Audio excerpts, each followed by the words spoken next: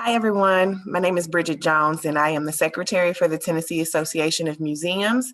And I'm excited to be here today giving you a bit of a talk on some work that I did while I was still employed with the Belle Meade Plantation. I am currently the curator of social history for the Tennessee State Museum, but prior to this role, I was the director of African American Studies for Belle Meade. So we are going to take a look at some of this work and discuss slavery from a few different perspectives. So let's get us pulled up here. All right, so the presentation is entitled Tennessee Slavery, Perspectives, Parallels, and Psychology with relation to the Belle Meade Plantation. And I decided to title this because you can't really discuss slavery without discussing the various perspectives that we typically don't hear. So typically we discuss slavery from what's known as a top-down narrative. I focus on a bottom-up narrative. So looking at those who would have been at the bottom of the social ladder and moving forward. Now, parallels. I like to link yesterday's history with today's current events. You can't discuss history without looking at what we're happening today. I just learned an interesting quote that says, "The past is not past. It has not even passed." So I focus on psychology because all of these things go together. Of course, you can't discuss slavery without talking about how it psychologically affected everyone involved. So let's begin. What is slavery? Now, American slavery, or the peculiar institution as it was referred to by Vice President John C. Calhoun, is the system of chattel enslavement of Africans and their descendants, as well as some Native Americans. Yes, some Native Americans both were and some even owned enslaved people in the United States from approximately 1619 until 1865. I say approximately 1619 because I'm quoting the English arrival. If you want to be very specific about it, the Portuguese and the Spanish had brought Africans into the Americas as early as the 1500s.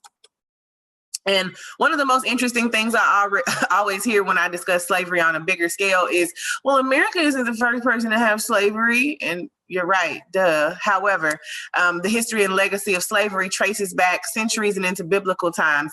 But it seems that the United States perfected the institution, so is stated by usconstitutions.net. Now, how was Tennessee involved? Of course, I am native to Tennessee, so I want to make this very, very narrow.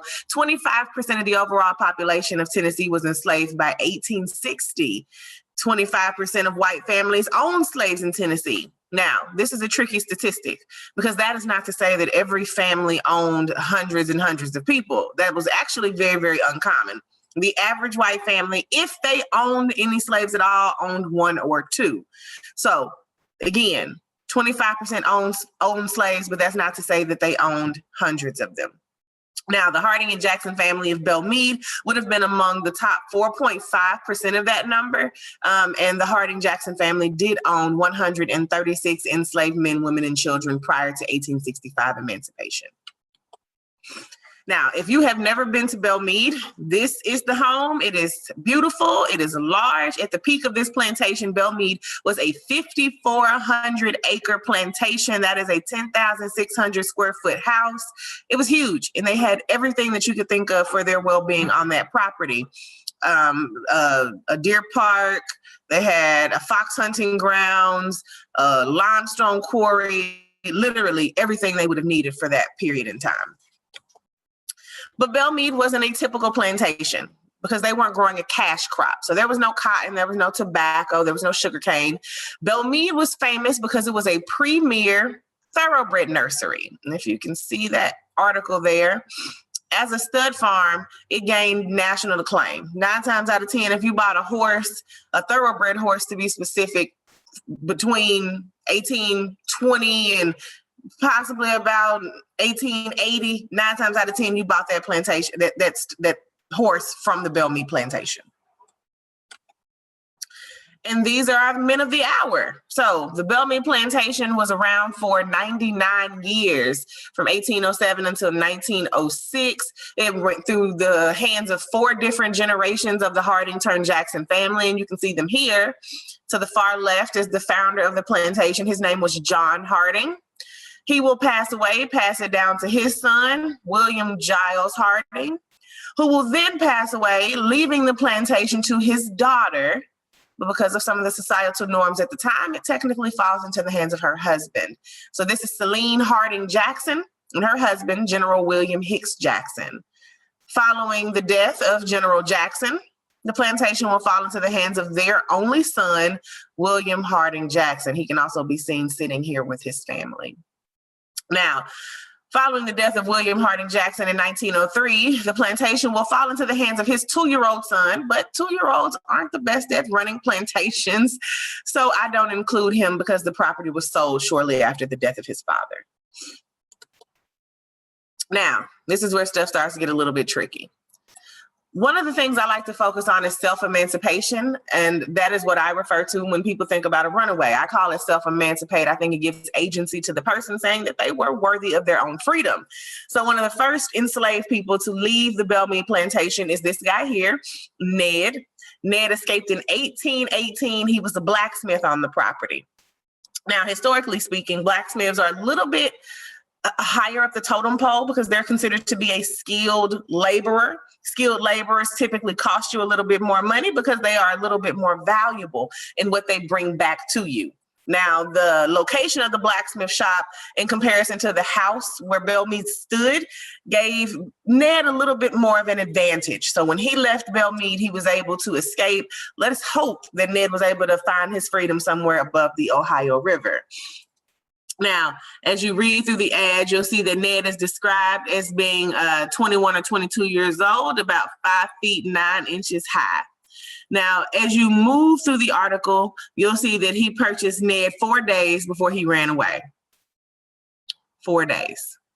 Now, what that tells me is that 9 times out of 10, Ned was obviously not happy with the job that he was brought to do, but that also shows what could have been some harshness or some harsher labor on the property. If, again, thinking about the early days in the plantation, those enslaved people would have been working longer hours because in 1818, the plantation has only been around maybe 10 years, and those people are still clearing land. They're still helping to build the house. They're still helping to build some of the outer buildings. And of course, they're working with the crops as well. So working a lot harder in the early days. Now, Will is one of the most interesting stories of runaways at Belle Meade. Now, Will comes with a story that'll take us into some of the deeper Tennessee history. So Will ran away from Belle Meade in 1844. At this point, the Belle Meade Plantation is under the leadership of second-generation owner General William Giles Harding.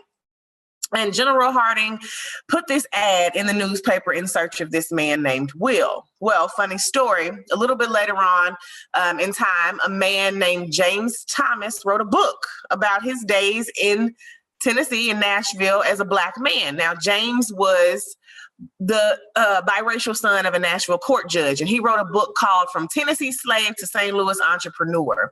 In that book, he describes William Giles Harding as being in his barbershop and getting a haircut, but talking to some of the other white gentlemen that were in the barbershop on that day. And in this conversation, he is quoted as saying that he went to Buffalo, New York in search of this enslaved man that had run away from him. But when he got to Buffalo, New York, he decided that he was going to begin his search inside of a Black barbershop. Now, this Black barbershop is owned by none other than Mr. Runaway Will's brother. He goes into this barbershop. William Giles Harding says, "Have you guys seen my runaway slave?" For the most part. And of course, he's not met with much positivity. He is quoted as saying that he had never been met with such a cold and indifferent manner before ever in his life, which is not very surprising to me because it is 1844. You are a wealthy slave owner from the South in Buffalo, New York, asking a group of free Black men, have they seen your runaway slave? I bet they were quite cold and indifferent. Nonetheless, Will was never found. And William Giles Harding decided that he was going to come back to Belle Meade without his runaway slave. And this is where the story gets a bit tricky. You see, before William Giles Harding could board that train, he said that that runaway slave came and found him at the train station with open arms. "Oh my God, I heard you were here. I had to see you before you go." Now, this is intriguing to me because in 1844, the Fugitive Slave Act was going pretty strong. The Fugitive Slave Act would have made it completely legal for William Giles Harding to pack that man up and bring him right on back to Tennessee. So why in God's name would a fugitive slave that made it to freedom run up to his master that was only in a free state to find and bring him back home? Well, it made no sense to me either. So what I had to begin to do is look at this story from another perspective. I had to start looking at who was telling the story. That has always been the issue with the story of slavery. Not the story itself, but who's telling the story. Now, there's a strong possibility that this story never even happened. And if it did happen, there's an even stronger possibility that it did not happen in the way that it is recorded as happening. Now, this is where history gets a little bit tricky. The retelling of history. The Lost Cause, as it is known, is an alternative history to the story of the South in general. And the Lost Cause first gains major prominence when this man here, Edward A. Pollard, wrote a book entitled The Lost Cause. And I have a quote here for you that I am going to let you guys read. And in this quote from the book, he says that odious term slavery, which has been so long imposed by the exaggeration of Northern writers and upon the judgment and sympathies of the world, is properly applied to that system of servitude in the South, which was really the mildest in the world, which did not rest on acts of debasement and disenfranchisement, but elevated the African and was in the interest of human improvement. Now, with that being said, what it tells me is that at some point, in some way, we don't know how, someone thought that slavery was good for Black people. They didn't believe that it was a derogatory position for Black people to be in. They said it was in our best interest. Now, of course, we know a lot of those things aren't true today, but nonetheless, this retelling of history has shaped how we view the Confederacy. Essentially, as you look back over history, the Confederacy has been painted in a noble light. And through that nobility, some people's humanity was neglected. And that is the issue with the Lost Cause. Now, because I like to focus, as I stated earlier, from the bottom up, I want to focus on the people who were enslaved, not just their jobs, but their actual experiences. One of the most important people to the Belle Meade story is this woman right here. Her name is Susanna McGavick Carter. Susanna Carter was the head of domestic staff at Belle Meade, so she herself was at the top of the food chain. Susanna Carter, however, has a very interesting backstory because there are two stories to represent Miss Carter. Now, I'm going to tell you both, and I'll let you decide what you want to believe for yourself. The first story comes from the Carnton Plantation. Susanna Carter was born, as far as we know, the biracial daughter of an Englishman and a Native American woman. Now, that's what the family says. Carnton says that she was born on that plantation enslaved. Now, again, the family says otherwise. The family says that her English father left her in the care with Randall McGavick when he went on a business trip. Randall McGavick is the owner of the Carnton Plantation. Supposedly, he dies while on this business trip, and Randall McGavick illegally enslaves Susanna Carter and all of her siblings. Now, today, I couldn't tell you which one of these stories is the actual truth. What I can tell you, however, is that Susanna Carter will spend the rest of her days at the Belle Meade Plantation. Now, in 1887, Susanna Carter is given a rare opportunity. She's interviewed by a man named Charles Dudley Warner, who's writing an article for Harper's Weekly. Now, in this article, Charles Dudley Warner is going to ask Susanna Carter a series of questions pertaining to her experience being enslaved.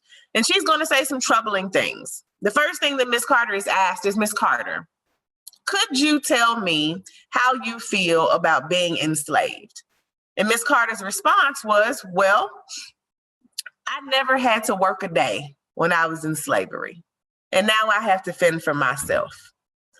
My question always lies simply in the thought of, if you've never seen better or know better, how are you going to be able to accurately articulate how you experienced a thing?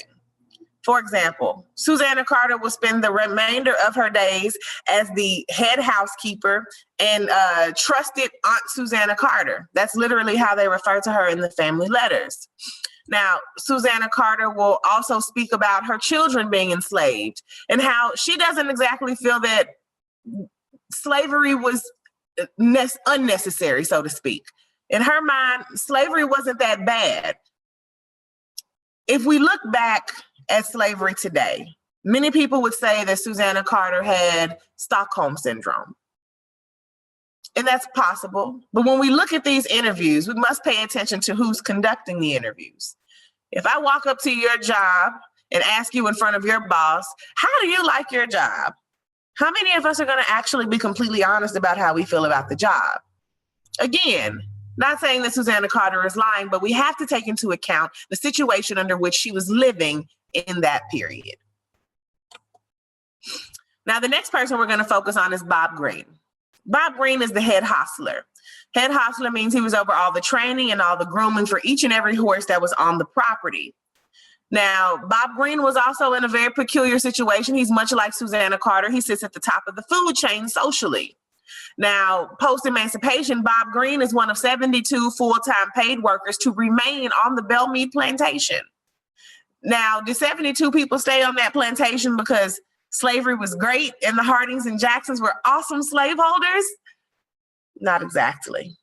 You see, 72 people stayed because they have nowhere to go. If you look at what emancipation was, in many cases, it was Union soldiers riding up to a farm, rounding up all of the enslaved at that farm and reading off the Emancipation Proclamation.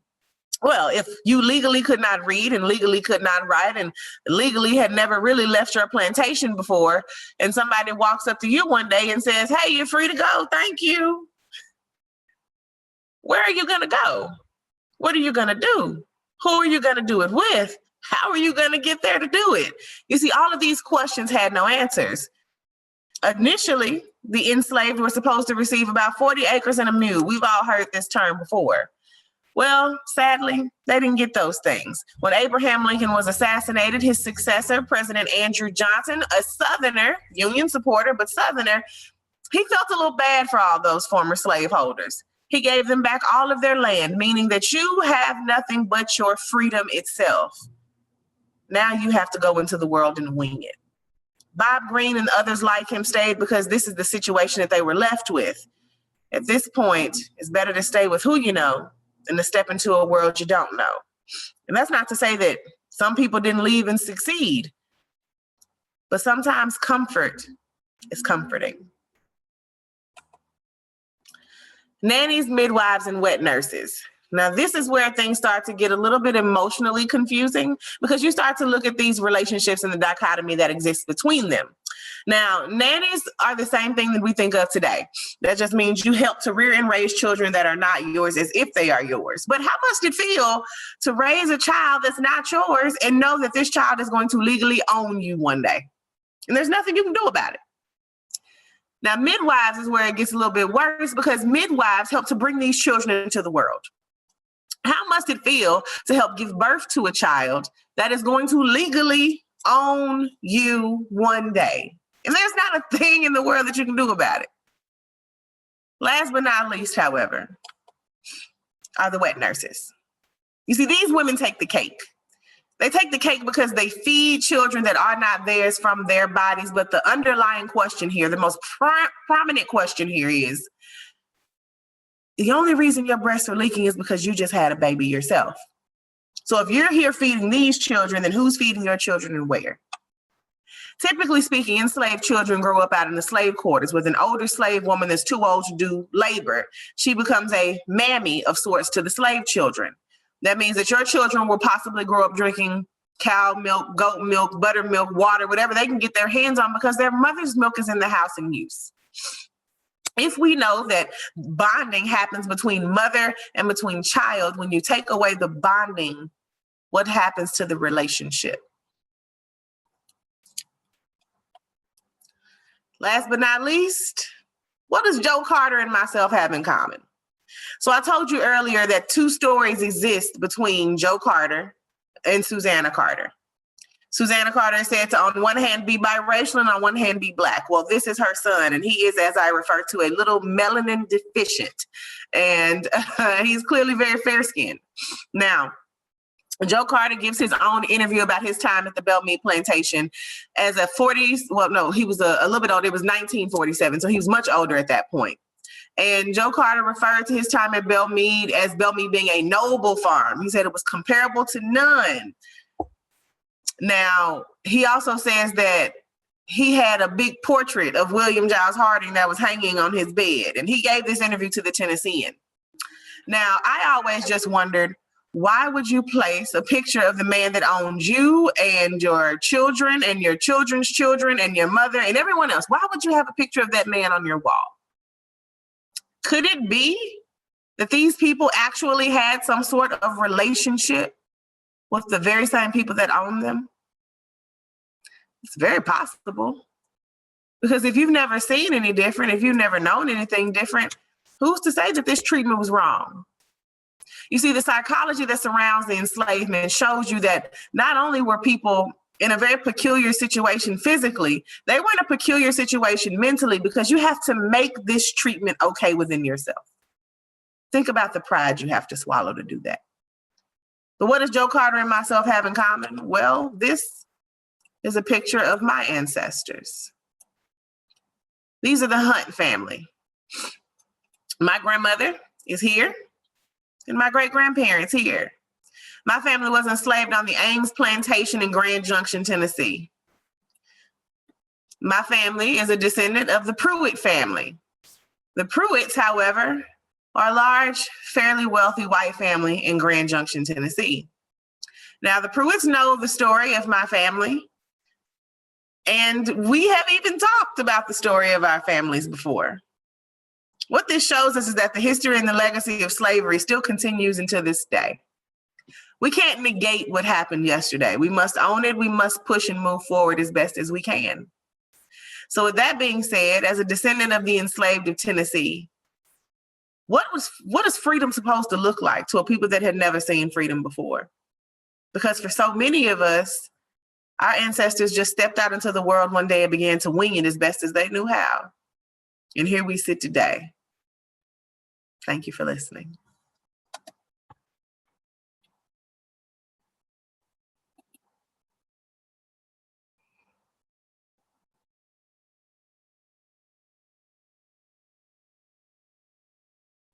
And Debbie, we're good.